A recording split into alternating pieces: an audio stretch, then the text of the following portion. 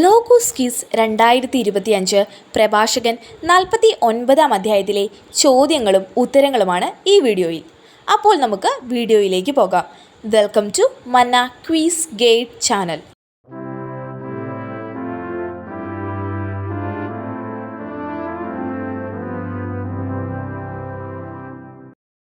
ചോദ്യങ്ങളിലേക്കും ഉത്തരങ്ങളിലേക്കും പോകുന്നതിന് മുൻപായിട്ട് ഈ വീഡിയോ അപ്ലോഡ് ചെയ്യുന്നതിന് മുൻപ് നമ്മളൊരു പോസ്റ്റ് ഇട്ടിട്ടുണ്ട്. വേറൊന്നുമല്ല, ഒരു പോളിംഗ് ആണ്. നമ്മൾ ഇതിനു മുമ്പ് നമ്മൾ ചെയ്തത് നമ്മൾ ഓരോ അധ്യായത്തിൻ്റെയും ചോദ്യോത്തരങ്ങൾ, അതിനുശേഷം മോക്ക് ടെസ്റ്റ് അങ്ങനെയായിരുന്നു. അപ്പോൾ ഇനി മുതൽ നിങ്ങൾക്ക് മോക്ക് ടെസ്റ്റ് മാത്രം മതിയോ, അതോ നമ്മൾ ഇതുവരെ ചെയ്തതുപോലെ ചോദ്യോത്തരങ്ങളും മോക്ക് ടെസ്റ്റും രണ്ടും വീഡിയോ ആയിട്ട് അപ്ലോഡ് ചെയ്യണോ എന്നറിയുന്നതിന് വേണ്ടിയിട്ടാണ്. അപ്പോൾ ആ പോളിങ്ങിൽ നിങ്ങൾക്ക് ഏതാണോ വേണ്ടത് അത് നിങ്ങൾ രേഖപ്പെടുത്തുക. അതുപോലെ തന്നെ കമൻ്റായിട്ടും നിങ്ങളത് രേഖപ്പെടുത്തുക. ഭൂരിപക്ഷം ആളുകൾക്ക് എങ്ങനെയാണ് മോക്ക് ടെസ്റ്റ് മാത്രം മതിയെങ്കിൽ നമ്മൾ മോക്ക് ടെസ്റ്റ് മാത്രമായിരിക്കും ഇനി മുതൽ അപ്ലോഡ് ചെയ്യുന്നത്. അതല്ല, ചോദ്യോത്തരങ്ങളും കൂടി വേണമെങ്കിൽ നമ്മൾ അതും അപ്ലോഡ് ചെയ്യുന്നതായിരിക്കും. അപ്പോൾ ഭൂരിപക്ഷം ആളുകളുടെ അഭ്യർത്ഥന മാനിച്ചായിരിക്കും നമ്മളിനി മുന്നോട്ട് പോകുന്നത്. അപ്പോൾ നിങ്ങളുടെ വിലയേറിയ അഭിപ്രായങ്ങൾ കമൻ്റായി രേഖപ്പെടുത്താനും പോളിംഗ് ചെയ്യാൻ വേണ്ടിയിട്ട് മറക്കരുതേ. പിന്നെ ഒരു കാര്യം കൂടിയുണ്ട്. അപ്പോൾ ഇത് കൂടാതെ പ്രഭാഷകൻ 48-ാം അധ്യായത്തിലെ മോക്ക് ടെസ്റ്റിന് എത്ര മാർക്ക് കിട്ടിയെന്നുള്ളൊരു പോളും കൂടി നമ്മൾ നമ്മുടെ ചാനലിൽ ഇട്ടിട്ടുണ്ട്. അപ്പോൾ അതിനും കൂടി നിങ്ങൾ പോൾ ചെയ്യാൻ വേണ്ടിയിട്ട് പ്രത്യേകം ശ്രദ്ധിക്കുക. എത്ര മാർക്ക് നമ്മുടെ വീഡിയോ കണ്ടിട്ട് എല്ലാവർക്കും നന്നായിട്ട് മനസ്സിലാകുന്നുണ്ടോ, ആവറേജ് എല്ലാവർക്കും എന്തോരം മാർക്ക് ലഭിക്കുന്നുണ്ട്, നന്നായിട്ട് മാർക്ക് സ്കോർ ചെയ്യാൻ വേണ്ടിയിട്ട് പറ്റുന്നുണ്ടോ എന്നൊന്ന് അറിയാൻ വേണ്ടിയിട്ടാണ്. അപ്പോൾ എന്തെങ്കിലും മാറ്റങ്ങളോ എന്തെങ്കിലും നിർദ്ദേശങ്ങളൊക്കെ നിങ്ങൾക്ക് തരാനുണ്ടെങ്കിൽ അതും കൂടി കമൻ്റായിട്ട് രേഖപ്പെടുത്തുക. അതുപോലെ മാർക്ക് പോളായിട്ട് രേഖപ്പെടുത്താനും മറക്കരുത്. അപ്പോൾ നമുക്ക് ഈ വീഡിയോയിലേക്ക് പോകാം. ഈ അധ്യായത്തിൽ ഇസ്രായേലിലെ മറ്റു മഹാന്മാർ എന്ന തലക്കെട്ട് മാത്രമാണുള്ളത്. ആകെ 16 വാക്യങ്ങളാണ് ഈ അധ്യായത്തിൽ കാണാൻ കഴിയുന്നത്. നമുക്കിനി ചോദ്യങ്ങളിലേക്കും ഉത്തരങ്ങളിലേക്കും പോകാം. പ്രഭാഷകൻ 49-ാം അധ്യായത്തിലെ 1-ാം വാക്യത്തിലെ ചോദ്യത്തിലേക്ക് പോകാം. ചോദ്യം 1.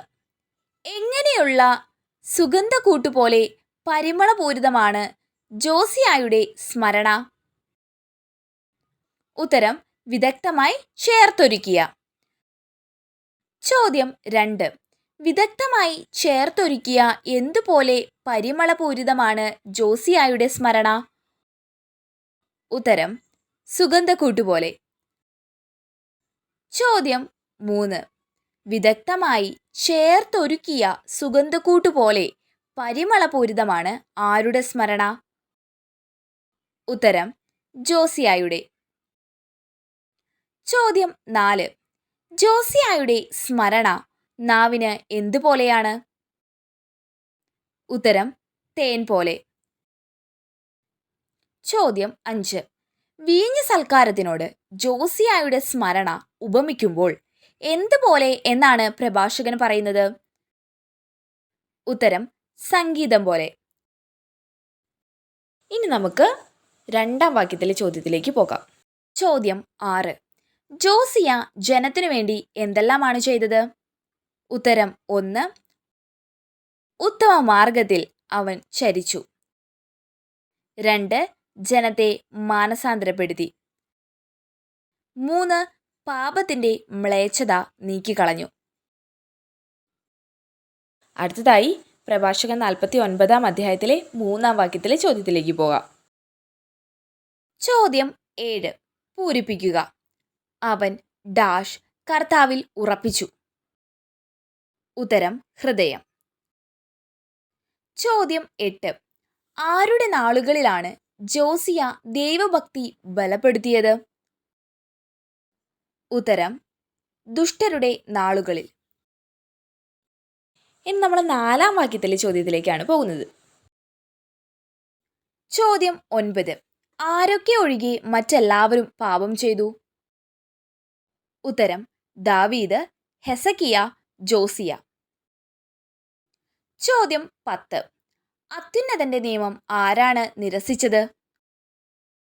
ഉത്തരം: ദാവീദ്, ഹെസക്കിയ, ജോസിയ എന്നിവരൊഴികെ മറ്റെല്ലാവരും, അതായത് ജനങ്ങൾ.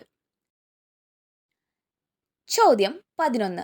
പാപത്തിൽ മുഴുകിയും അത്യുന്നതന്റെ നിയമം നിരസിക്കുകയും ചെയ്തതിനാൽ ആരുടെ വംശമാണ് അസ്തമിച്ചത്? ഉത്തരം: യൂദാ രാജവംശം. അടുത്തതായി 5-ാം വാക്യത്തിലെ ചോദ്യം. ചോദ്യം 12. യൂദാ രാജവംശം എന്താണ് മറ്റുള്ളവർക്ക് അടിയറവ് വെച്ചത്? ഉത്തരം അധികാരം. ചോദ്യം 13. യൂദാ രാജവംശം തങ്ങളുടെ എന്താണ് അന്യജനതകൾക്കും നൽകിയത്? ഉത്തരം മഹത്വം.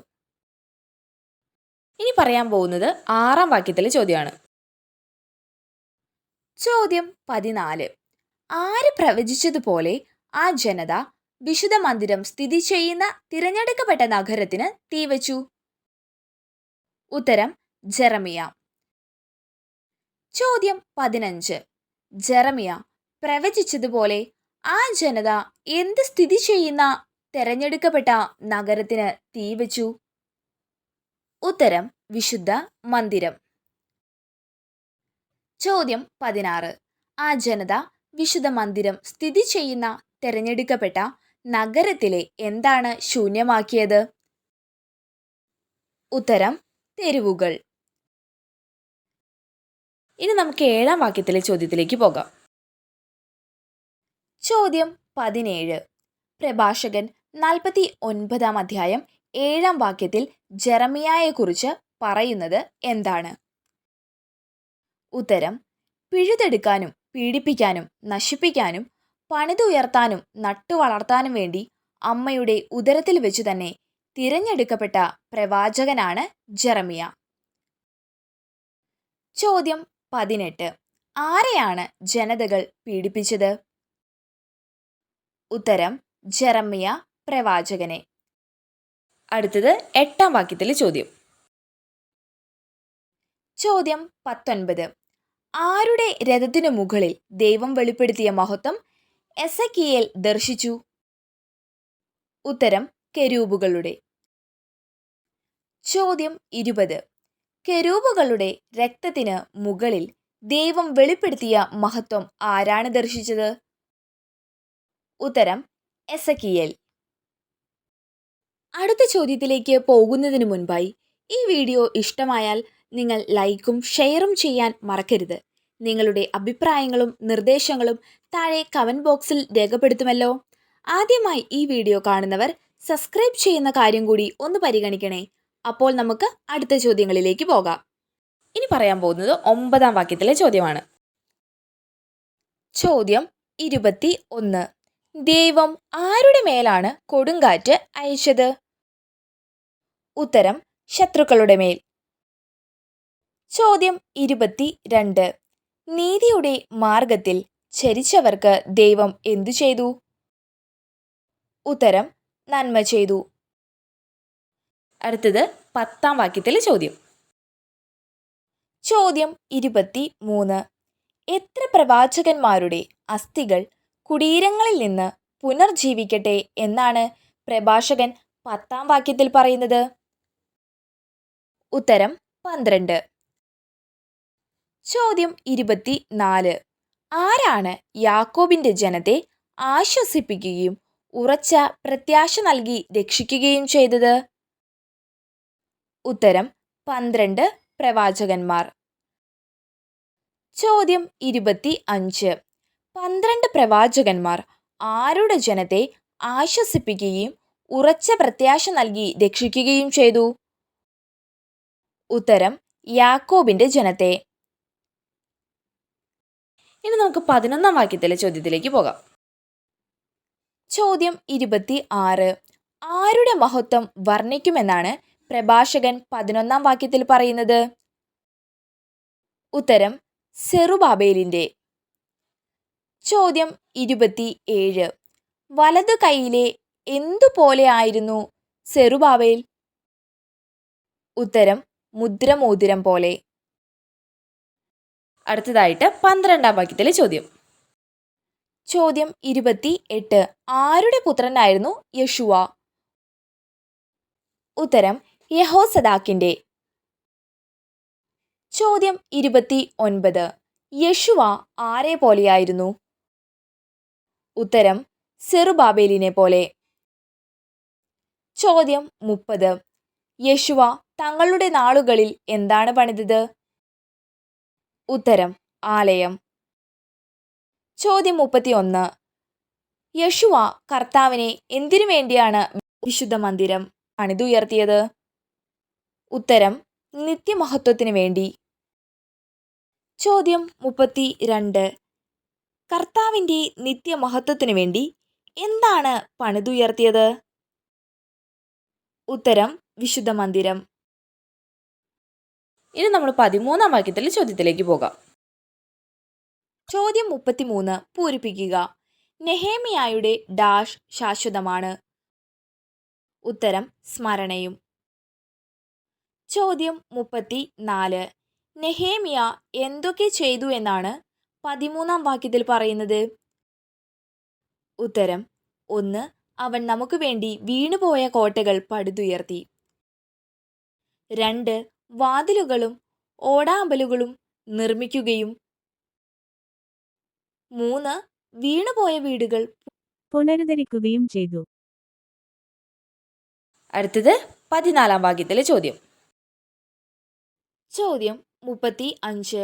ആർക്ക് തുല്യനായി ആരും ഭൂമുഖത്ത് ഉണ്ടായിട്ടില്ല എന്നാണ് പ്രഭാഷകൻ പറയുന്നത്?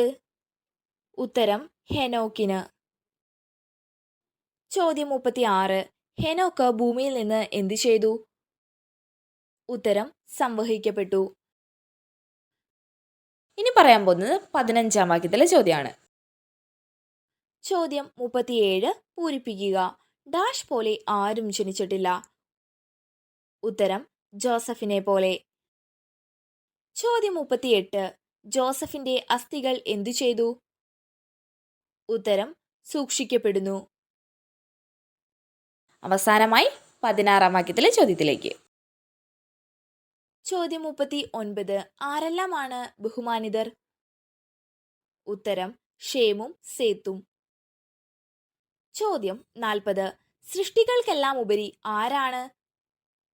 ഉത്തരം ആദവും. ചോദ്യം 41. പ്രഭാഷകൻ 49-ാം അധ്യായത്തിൽ എത്ര വാക്യങ്ങളുണ്ട്? ഉത്തരം 16. ഈ വീഡിയോ നിങ്ങൾക്ക് ഉപകാരപ്രദമായെന്ന് വിശ്വസിക്കുന്നു. ഈ വീഡിയോ ഇഷ്ടമായാൽ നിങ്ങൾ ലൈക്കും ഷെയറും ചെയ്യാൻ മറക്കരുതേ.